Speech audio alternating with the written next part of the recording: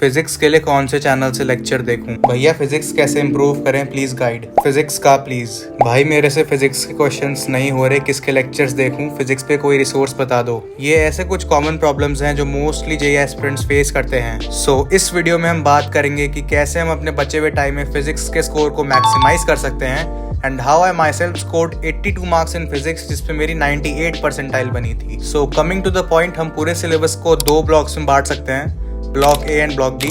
अब मैं पहले बता दूं कि जिस बच्चे का 100% सिलेबस पूरा होगा उस बच्चे को दूसरे बच्चों से जरूर एज मिलेगी। इसलिए ऐसा नहीं है कि हम सिर्फ ब्लॉक ए करके चले जाएं और ब्लॉक बी हमें नहीं करना। This division is just to give you an idea of high and low weightage chapters and उनका डिफिकल्टी लेवल। करने हमें दोनों ब्लॉक्स हैं, so take a quick screenshot here.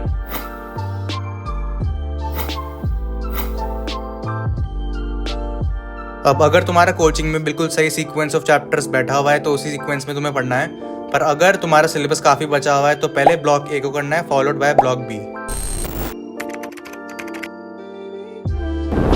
अब बात करते हैं कि एक्चुअल में फिजिक्स पढ़नी कैसे है। पहला पॉइंट, अपने लेक्चर्स पे ग्रिप बनाओ। अगर ऑफलाइन जाते हो तो वहां पे आगे बैठ के सही से सुना करो, और अगर ऑनलाइन है तो अवॉइड डिस्ट्रैक्शंस। पॉइंट नंबर 2, अगर लेक्चर्स के बाद या तो कोचिंग की डीपीपीज मॉड्यूल्स हैं तो वो करो, या फिर तुम रेफर कर सकते हो परसेंटाइल बूस्टर सीरीज को ऑन जेईई वाला चैनल। मस्त क्वेश्चन सर ने करा रखे हैं और काफी अच्छी प्रैक्टिस तुम्हारी हो जाएगी यहाँ से। तीसरा काम है पीवाईक्यूज करना।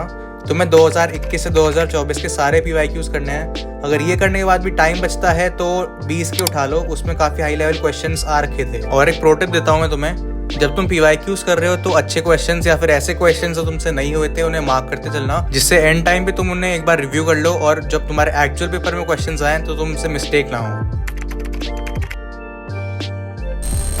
अब best resource to do PYQs on YouTube is Edunity. यहाँ पे सर ने चैप्टर वाइज सब ईयर्स के क्वेश्चंस करा रखे हैं और एक्सप्लेनेशन भी बहुत नेक्स्ट लेवल है, so you can refer him too. अब last but not the least, ये सब करने के बाद तुम्हें शॉर्ट नोट्स बनाने हैं जिसमें तुम वो पूरा चैप्टर समराइज कर दो on just a single page. और ये तुम तभी कर पाओगे जब तुम्हारे उस चैप्टर के कॉन्सेप्ट्स क्लियर हैं और तुम्हें उसमें ऐसे पॉइंट्स लिखने हैं जो तुम फील करते हो कि तुम बाद में भूल सकते हो, और ऐसे out of the box questions जो तुमने अपने प्रैक्टिस करते हुए सॉल्व करे हो। तो ये काम जरूर कर लेना।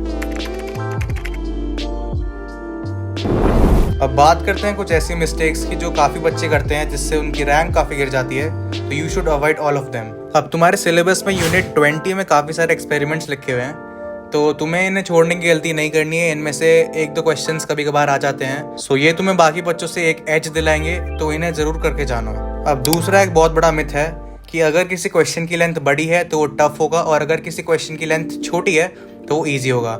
ऐसा बिल्कुल भी नहीं है। जेईई मेंस में से क्वेश्चंस आते हैं जिनकी लेंथ बहुत बड़ी होती है पर क्वेश्चंस काफ़ी इजी होते हैं, या फिर किसी की लेंथ बहुत छोटी है पर क्वेश्चन काफ़ी हार्ड है। सो तुम्हें क्वेश्चन को बिल्कुल एंड तक सॉल्व करना है। After that only you can जज कि क्वेश्चन ईजी था या फिर टफ था। तीसरा पॉइंट, न्यूमेरिकल सॉल्व करते हुए तुम्हें वैल्यूज सही सब्स्टिट्यूट करनी है, नहीं तो कहीं ना कहीं अगर तुम्हारा कॉन्सेप्ट सही है पर तुमने वैल्यूज गलत डाल दी तो तुम्हारा आंसर एंड में गलत आ जाएगा। तो try to avoid this mistake. अभी मैं तुम्हें 3 रिसोर्सेस बताने वाला हूँ यूट्यूब, जो तुम्हारे लर्निंग पैटर्न को सूट करे उसके हिसाब से तुम उसे देख सकते हो। पहला है जेईई वाला की मंजिल सीरीज। इसमें टोटल 3 सीरीज हैं, मंजिल 2.0, मंजिल लेजेंड्स और मंजिल 2024। सबसे बड़े और डिटेल्ड वन शॉट्स मंजिल 2.0 की हैं। इसमें नंबर ऑफ क्वेश्चंस थोड़े से ज़्यादा है और डीप में थ्योरी पढ़ाई गई है। दूसरे नंबर पे अनअकैडमी एटम्स का 45 डेज क्रैश कोर्स। इसमें लेक्चर्स की ड्यूरेशन थोड़ी छोटी है तो तुम इसे भी देख सकते हो।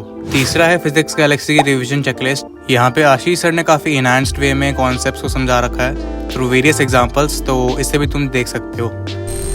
अब तुम सबको ये बात समझनी पड़ेगी कि सिर्फ आधी जंग बची हुई है। अगर अभी भी तुम नहीं घिसोगे तो काफ़ी पीछे रह जाओगे। अगर मैथ्स के लिए भी सेम वीडियो चाहिए तो कॉमेंट डाउन।